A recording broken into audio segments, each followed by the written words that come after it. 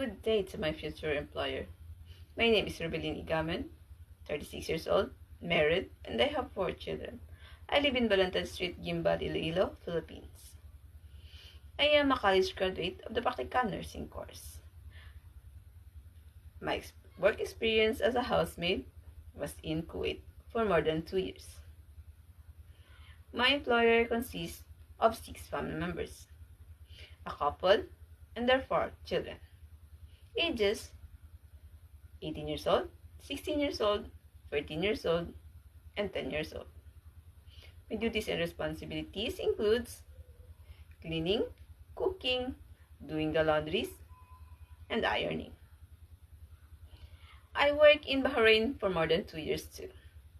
My employer consists of 4 family members, a couple, and their 2 kids, ages 4 years old and 1 year old. My duties and responsibilities includes cooking, cleaning, doing the laundries, ironing, and of course, taking care of the kids. I am accompanying the kids all of the time. And sometimes, I accompany my employer to do the groceries and marketing.